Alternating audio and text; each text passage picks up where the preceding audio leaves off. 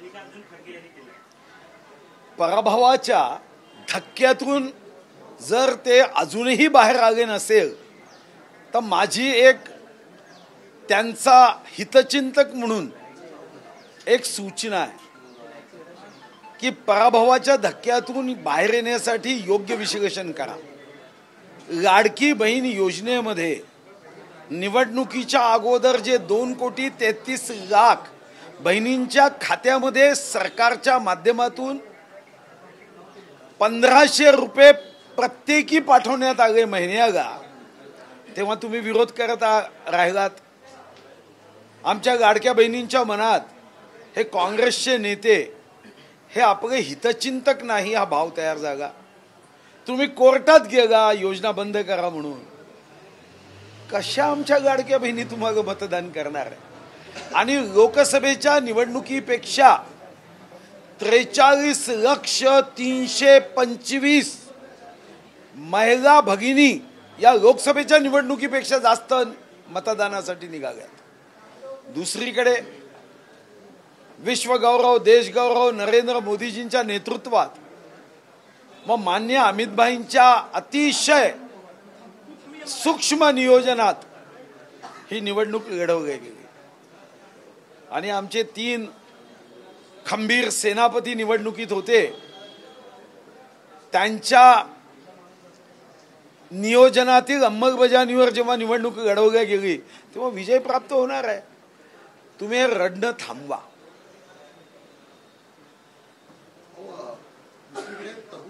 जो 26/11 मधील एकंदरीत या कटामध्ये सामील असलेले एक आरोपी होता, त्याचा अमेरिकेतून आता उद्या पहाटे भारतामध्ये प्रत्यार्पण होत आहे। सातत्याने भारताने पाठपुरावा केला होता। कशा प्रकारे यापुढे शिक्षा व्हावी, काय आणखी उलगडा या 26/11 हल्ल्यासंदर्भात होऊ शकतो? नाही, एक तर माहिती घेतली पाहिजे। या देशाची प्रतिमा ही जगभर अशीच गेली पाहिजे कि अगर इस देश की और गलत आंखों से गलत नजर से आप देखोगे तो ये जन्म में तो आपकी आंखें फूटेगी मगर 10 जन्म तक आपको अंधा पैदा होना पड़ेगा। आणि अशी कायद्याची भीती निर्माण करायची असेल तर जे आतंकवादी कृत्यामध्ये सहभागी होतात किंवा त्याला प्रत्यक्ष अप्रत्यक्ष पाठिंबा देतात ते जगाच्या कोणत्याही कानाकोपऱ्यात असू द्या ना, त्यांना शोधून आणलं पाहिजे। मी भारत सरकारचं मनापासून अभिनंदन करतो। 26/11च्या या आतंकी हमल्यामध्ये जे निरपराध गेलेत, ज्या कुटुंबाला याचे अतिशय प्रतिकूल परिणाम सहन करावे लागले हे तुम्ही आम्ही समजूच शकणार नाही। आज अशा आरोपीच्या भारतात जेव्हा केस चालेल न्याय व्यवस्था सुद्धा आपल्या कायद्याच्या चौकटीत त्याला शिक्षा देईल, तेव्हा जगामध्ये हा संदेश जाईल की या भारताकडे वाईट नजरेने बघू नये। राहुल गांधी यांनी काँग्रेसच्या संमेलनात असं म्हटलं की दलित मुस्लिम आणि ब्राह्मणांमध्ये अडकलो आणि त्यामुळे ओबीसी जो आहे तो दूर गेला किंवा त्यांनी आमची साथ सोडली असं वक्तव्य त्यांनी केलं। सगळं पहिल्यांदा तर खरं बोलले, अभिनंदन त्यांचं की ते खरं बोललेत आणि त्यांना ही जाणीव झाली की या देशामध्ये जातीपातीचं राजकारण करण्याच्या ऐवजी विकासाचं केलं पाहिजे, गरिबांचं केलं पाहिजे। आनंद झाला। आता विरोधी पक्ष नेत्यांना याची जाणीव झाल्याने आता पुढच्या अधिवेशनात लोकसभेत आनंदाने अनेक चांगल्या उत्तम दर्जाच्या चर्चा होईल। त्यांनी असं एक म्हटलं की काँग्रेसची विचारधारा जी आहे ती संविधानाची आहे। नाही, या देशातल्या सर्वच राजकीय पक्षाला जेव्हा निवडणूक आयोगाकडे शपथपत्र द्यावं लागतं तेव्हा रजिस्ट्रेशनच संविधानाला आम्ही आमच्या पक्षाचा पूर्ण सन्मान आहे तेव्हाच रजिस्ट्रेशन मिळतं। आता ही सुद्धा सामान्य ज्ञान आहे, ही काही नवीन बाब आहे का? General knowledge. 2014 नंतर मोदी राजकारणात आल्यामुळे देशाच्या विकास वाढलेला आहे, त्यामुळे ते मनुष्य नाही तर अवतार आहेत असं भाजपचे खासदार कंगना राणावत म्हणतायत। तुम्ही सहमत आहात का या वक्तव्याशी? असं आहे की आपापला प्रेम व्यक्त करण्याचे अनेक मार्ग आहेत, त्या मार्गापैकी काही लोक अशा पद्धतीचं स्टेटमेंट करतात। अशा स्टेटमेंटवर मला वाटतं की तुम्हीही लक्ष देऊ नये आणि मी समजदार आहो असं मला वाटतं म्हणून मी प्रतिक्रिया देऊ नये। भाऊ प्रशांत कोरटकरला जामीन मिळाला, नाही, शेवटी कोर्टाने जामीन दिल्यावर मी कोर्टावर टीका कशी करेन? फक्त वकिलांनी योग्य बाजू मांडली की नाही सरकारी, तेवढं तपासल्यावर मी प्रतिक्रिया देऊ शकेल. पण कोर्टाने निर्णय दिला, त्या निर्णयावर जर मी टीका टिप्पणी करणं मला वाटतं काही योग्य नाही. फक्त हे बघावं लागेल की सरकारच्या वकिलांनी बाजू मांडताना कुठे हयगय केलेली नसावी. तुळजापूरमध्ये एक धक्कादायक प्रकरण समोर आलंय. ड्रग्ज कनेक्शनमध्ये तुळजापूरची भवानी माता मंदिर त्यातले 16 पुजाऱ्यांचा सहभाग प्रथमदर्शक निदर्शनास आलेला आहे. मुंबईतली एक महिला त्या ठिकाणी ड्रग्ज खरेदी करत होती असंही पोलिसांच्या तपासात उघड झालं. नाही, गंभीर बाब आहे, अतिशय गंभीर बाब आहे.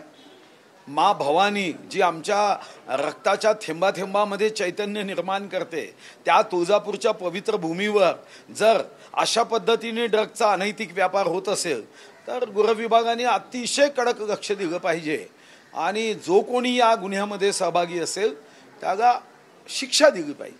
भाऊ, किस तरीके जिस तरीके से मल्लिकार्जुन खड़गे ने स्टेटमेंट दिया है, वो कहते हैं कि जिस तरीके से एक सबसे बड़ा घोटाला जो है ईवीएम का वो महाराष्ट्र में हुआ है विधानसभा, किस तरीके से?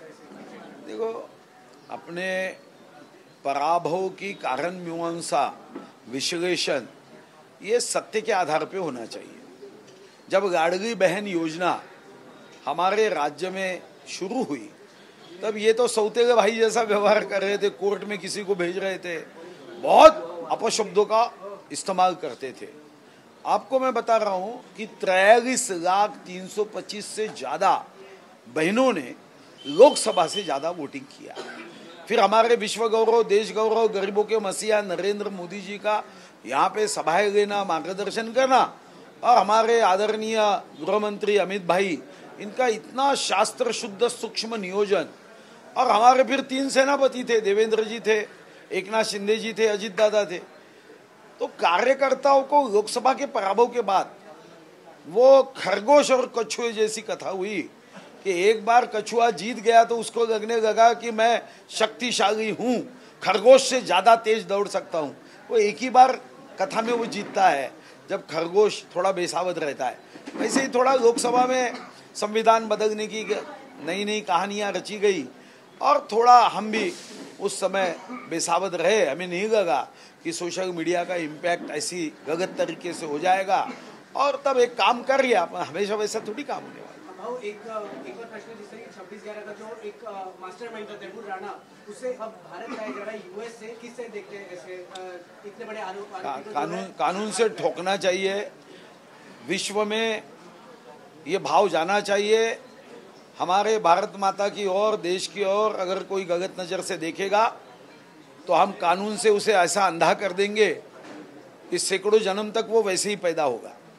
26/11 का हमला ये आज भी हमारे लिए एक दर्दनाक ऐसा आतंकी हमला रहा है. निरपराध भाई बहनों को तकलीफ हुई, जान गंवानी पड़ी, तो मुझे लगता है कि कड़ी से कड़ी शिक्षा उन्हें होनी चाहिए. क्या फांसी की मांग करेंगे इस चीज में? देखो, मैंने मांग करने से कोर्ट देती तो मैं मांग अभी करता हूँ. मैं तो एक बार फांसी क्या, मुझे तो लगेगा हर जन्म में हम ऐसा कोई रिसर्च करें, हर जन्म में उसको फांसी दो, ऐसा मेरे कहने से फांसी थोड़ी दी जाएगी. वो तो संविधान के चौकट में जो हमारे पास पुरावे होंगे उसके आधार पे दी जाएगी.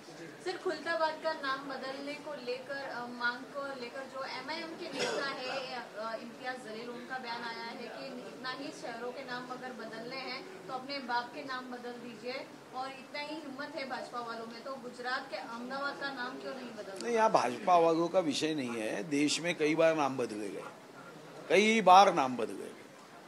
मद्रास का नाम चेन्नई हुआ, बंगलोर का नाम बंगलुरु हुआ, त्रिवेंद्रम का नाम तिरुवनंतपुरम हुआ. तो ऐसे कई नाम बदले गए. अंग्रेज के समय में भी जब हमने उच्चार सही दिशा में नहीं किया तो हमने उनके भी नाम बदले. तो यहाँ पे खुलताबाद या उनका बाप हो सकता है, ये देश के भारतीयों का बाप कैसे हो सकता है? इसलिए शायद लोगों ने मांग की होंगी खुलताबाद का नाम बदल दो. इसमें तकलीफ होने की कोई आवश्यकता नहीं. ऐसी अगर तकलीफ आपको होती रहेगी तो इसमें नुकसान आपका है, देश का नहीं है. सर, वक्फ बोर्ड जिस तरीके से कानून जो पास हुआ था, अमेंडमेंट बिल, अब जिस तरीके से ममता बनर्जी कहती है कि मैं वक्फ बोर्ड जो है वेस्ट बंगाल में नहीं लागू होने दूंगी जब तक मैं हूँ, किस तरह देखते सर ऐसे स्टेटमेंट को? कुछ नहीं, वो वोटों की राजनीति, तुष्टिकरण की राजनीति, यही नज़र से मैं देखूंगा। उनको ऐसा लगता है कि उस पश्चिम बंगाल में 29% एक विशिष्ट धर्म के लोग हैं, हमने बिना काम करते हुए हमें अगर बार बार चुन के आना है तो हम इनके लिए ऐसी ऐसी बातें करें और हमें खुश होकर वोट दे। बाकी क्या है, ये तो तुष्टीकरण की राजनीति है, इसको और कोई नज़र से देखना नहीं चाहिए। ये कोई एकेडमिक और गुणवत्ता के आधार पे ये कही हुई बातें नहीं है। वेस्ट बंगाल में ये जो आने वाले इलेक्शन से वेस्ट बंगाल में आने वाले, इसके चलते तो स्टेटमेंट्स नहीं हो रहे।